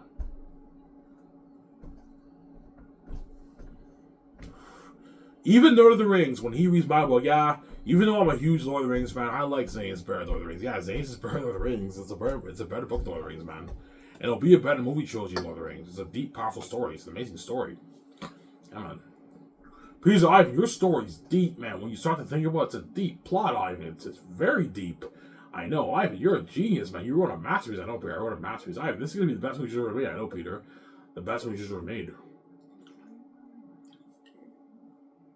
I'm making Xanus for $2 billion. $666 million towards each volume. $400 million towards visual effects. $100 million towards the costumes, armor, and the mask. Yeah, so I'll be putting $33 million towards the costumes, armor, and the mask per movie. 100 million divided by 3 is 33 million. Yeah, Peter, is 33 million per movie enough for the mask? That's more enough. For Lord of the Rings, you only had like an $8 million budget, man. Like a $3 million budget per movie. A $4 million budget, and we create thousands of armors and weapons, Ivan. With $33 million, we can create tens of thousands, like 60, 70,000 armor and weapons. Yeah, something crazy. We need to afford it, Ivan. I know, Peter. I gave it on the budget. Or Mel Gibson. I gave Mel Gibson on the budget, whatever I choose, right? Yeah.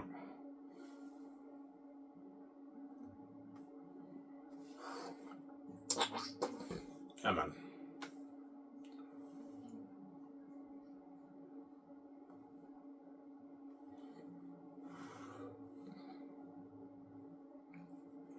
Emma. Some Sarah? Emma.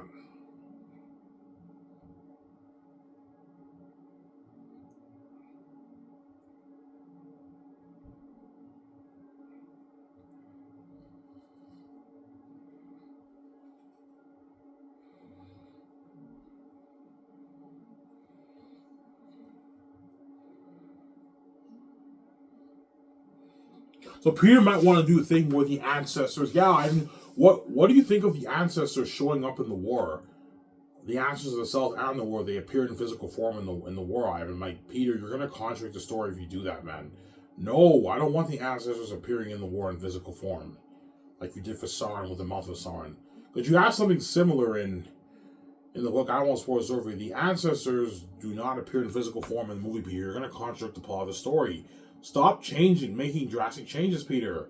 You're gonna ruin my story. Ivan, it'll be better. I'm like, Peter, I don't want to do drastic changes whereby you're contradicting the plot of my story, Peter. Like you did for Lord of the Rings. Okay? Yeah. Yeah. Okay, Ivan, yeah. No, Peter, seriously, man, I don't mind us making changes and adding things, but I don't want you doing drastic changes like you did for Lord of the Rings, man. Whereby you're contradicting the plot of my story, Peter. Yeah, man.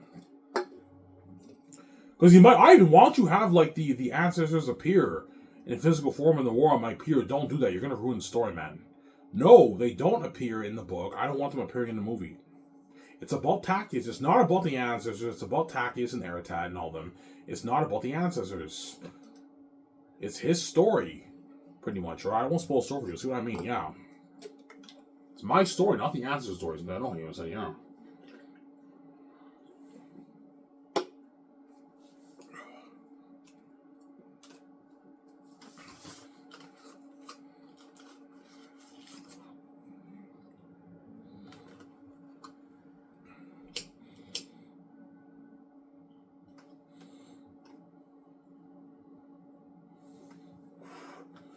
What about Eritad being a werewolf? I'm like, no, Peter, I don't want werewolf Eritad. Well, no, Ivan, I'm like, Peter, I don't want Eritad being a werewolf. It'll be a good movie, but it won't be as good. No, I want him having human features. He howls and everything. The wolves howl and everything, but I don't want them looking like a werewolf. I want them having human features like that devil being antibody keeps showing you, right? Sorry, that devil being I keep showing you. Like this. I'll show you the picture again. The video again, right?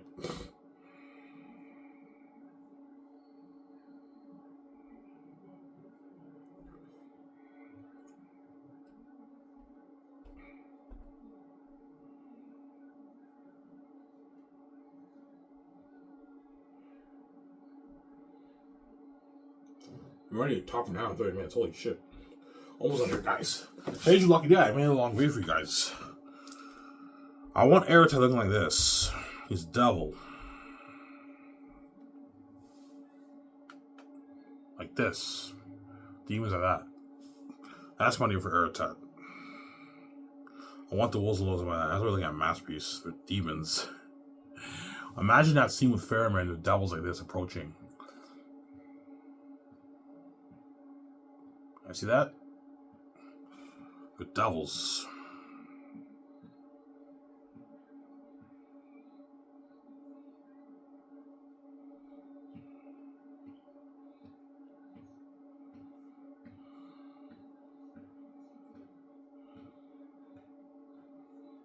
See? Devils like this. It's fucking scary. Peter's Ivan, you want the wolves like that? I'm like, yeah, those are devils, Ivan. I know. Peter, what do you think of the scene with Tacitonius and Cassius and their 50 men?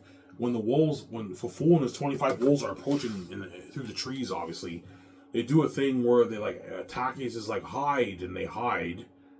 Obviously, like that scene in Faramir, and the wolves are approaching and they're brave and they fight them. I mean, that's cool. We can have that in the movie to make it interesting. Yeah. In the book, that doesn't happen.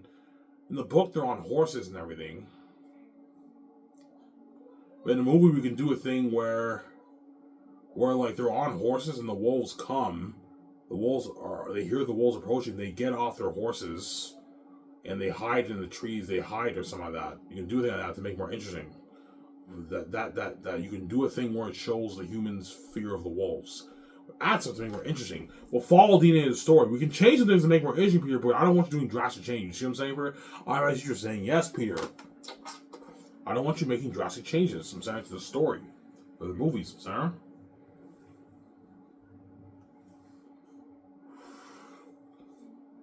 Yeah.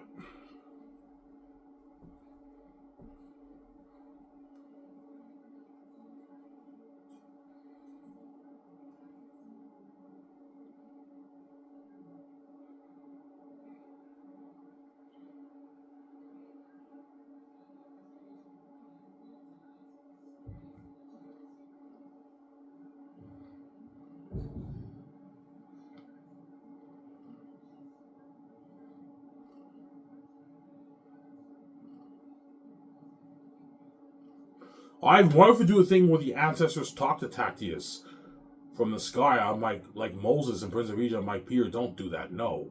No, I don't want the ancestors talking to well, the ancestors do talk to Tactius. I won't spoil the story for you in Volume 3.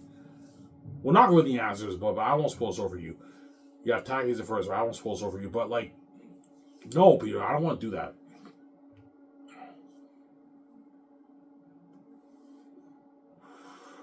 Alright, what about Tactius having faith? Yeah, in the book, Tactius does. Yeah, his faith grows, obviously. Tactius begins to have faith.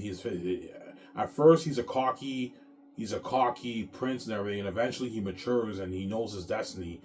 He's a changed man, and he grows his beard. He knows his destiny, and he begins to have faith and everything. He prays.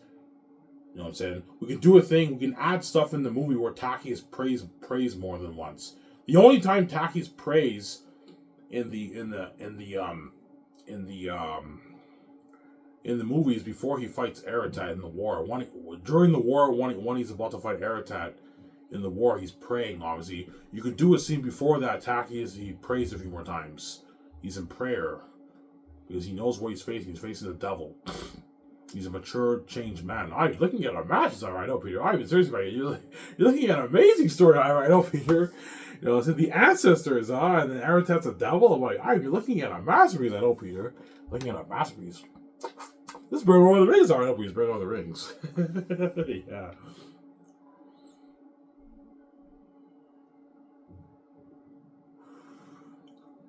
Yeah.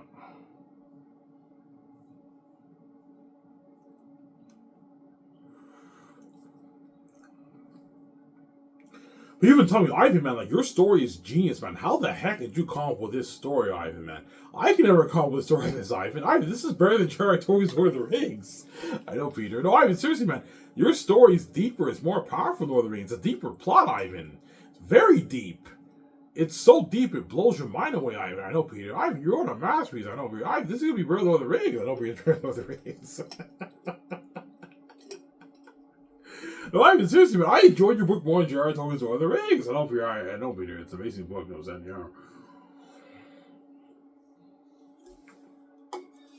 Yeah. Ivan, can I get more of that box of iron? I'm like, Peter, no. You get $700 million. I'm not paying you more. Stop being greedy. All right, I'm just messing with you. That's not my opinion. I want to make a check of that. Yeah, he's greedy, Peter.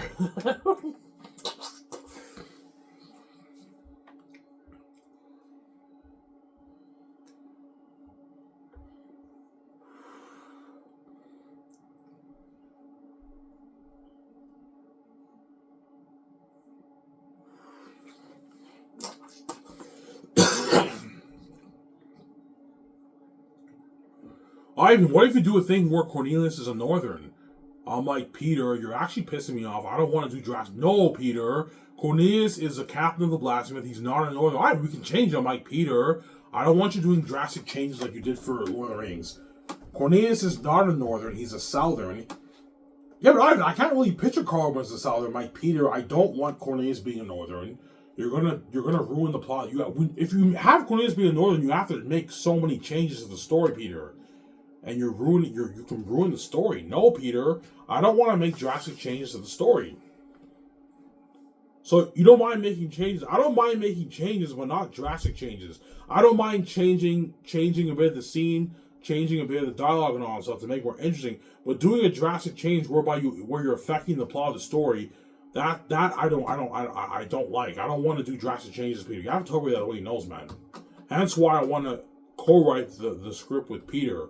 That way he doesn't make drastic changes with Fran and Guillermo Toro. Because if you let Peter and Guillermo Toro and Fran write the script without you involved, they might make drastic changes whereby they have Cornelius be a Northern, they have the ancestors appear in physical form in the war, they might have the woman fight, they might have the wolves breach the wall.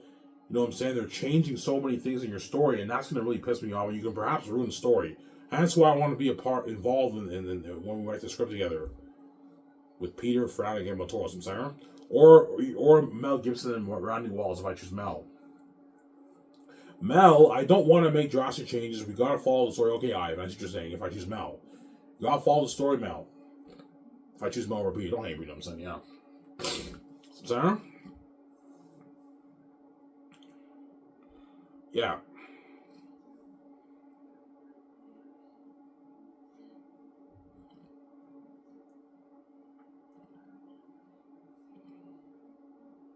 Easy, I can't wait to hear Lithia Ivan. I know, VJ, I'm excited too.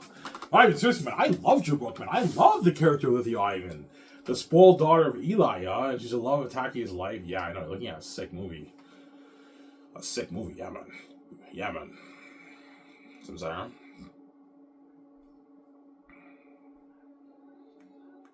Looking at a sick movie.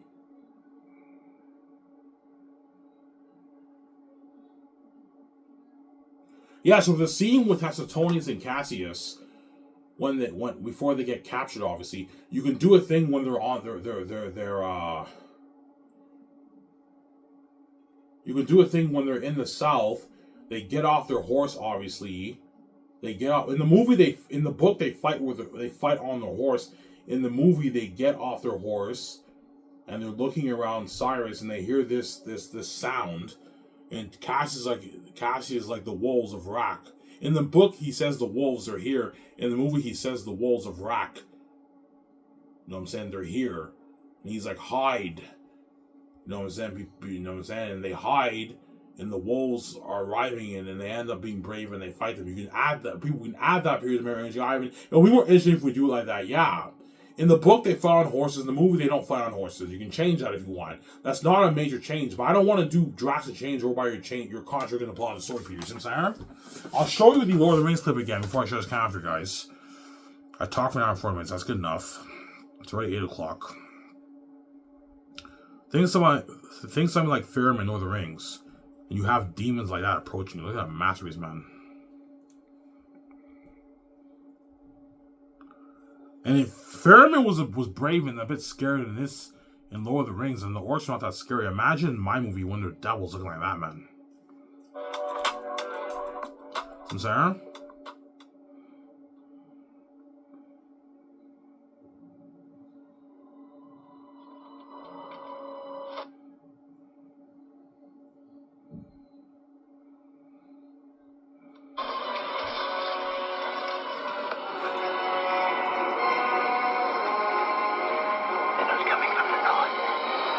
Yeah, you have something like this for Cassius and Tacitonis and the 50 men. You can do that for movies to make more interesting, right? To show the fear of the wolves, yeah. That's not in the book.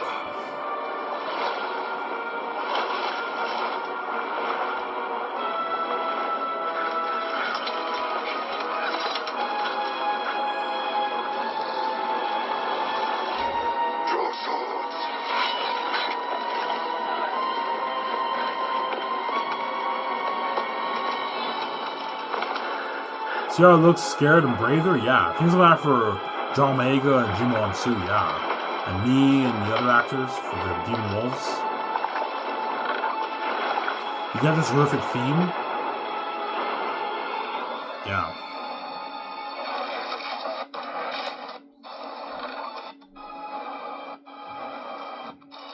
See how it looks scared?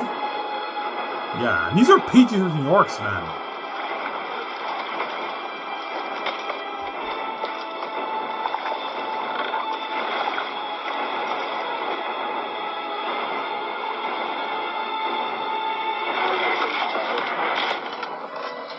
You see?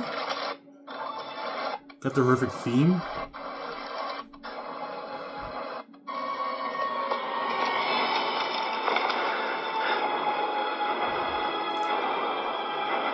You see that?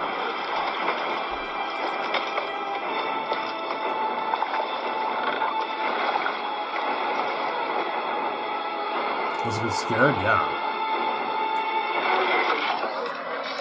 So imagine a scene like that, but Aerith and them are devils, man. Hence we're looking at a masterpiece. Faramir was a bit scared for PG-13 orcs in Lord of the Rings, and these actors will be fighting radar devils. I'll show you Aerith again. Imagine something like that, but you have beings looking like this, guys. They're devils. Yeah. Devils, man.